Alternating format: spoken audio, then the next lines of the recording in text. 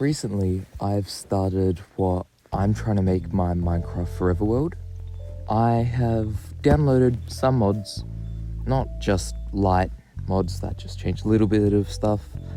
I've got the create mod, I have a couple quality of life mods.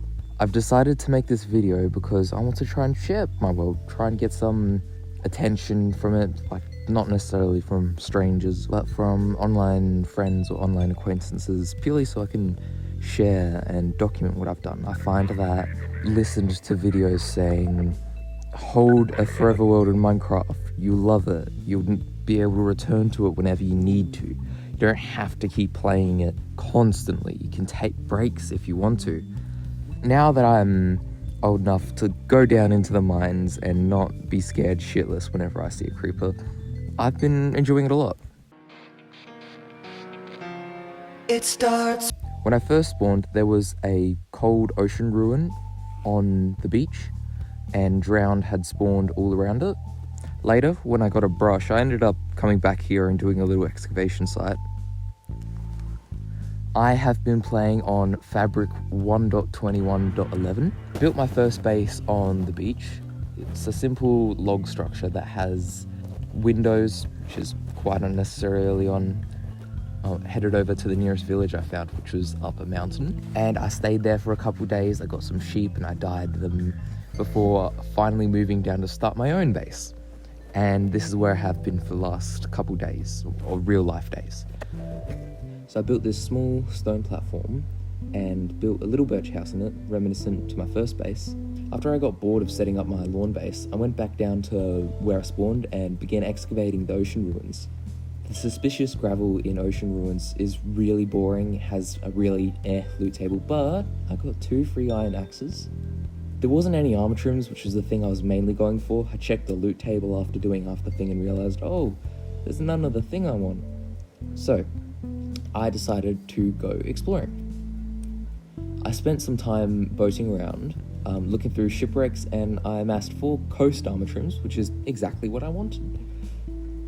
I covered a huge area, as I should have been showing during editing, and I'd actually accidentally left some iron pressing into iron sheets. Before I went exploring, I had set up a windmill and was like, yes, finally, something create mod related, in survival mode. During my trip, I found a lot of good resources. I find that playing with distant horizons is very nice for me to realize where I'm going, whereabouts are things, how far away they feel.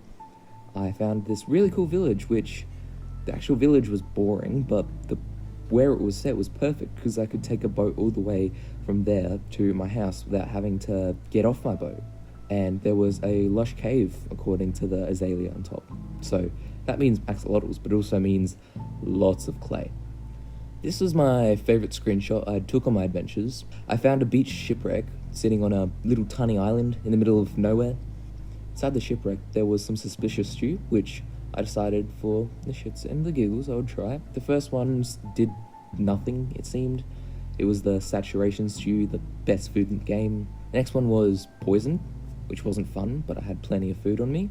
And then the one-day blinding stew, suspicious stew. I can confirm that the method is very effective and I haven't chewed anyone's hair since, including my own. Now back at my base, I decided this is pretty boring. I want to get some actual builds in here. I set up a couple water wheels and a mechanical press and millstone in their own area. I moved the windmill to its own actual location, and I made my first small quarry, which is a rope pulley, again the create mod, and a couple of drills.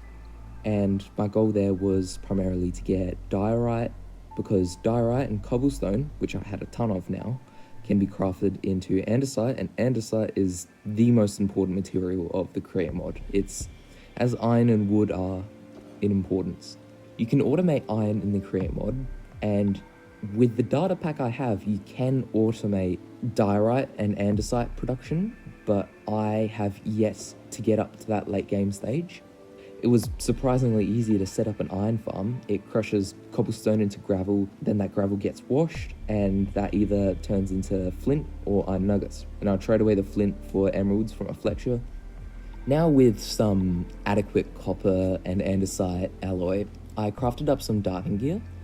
The Create mod had diving gear prior to the copper update, but now with copper leggings, the outfit's finally complete. Looks really nice, I really love it. The back tank provides air to the helmet, which is 15 full minutes of breathing, and the diving boots let you walk on the surface and mine a lot quicker as well.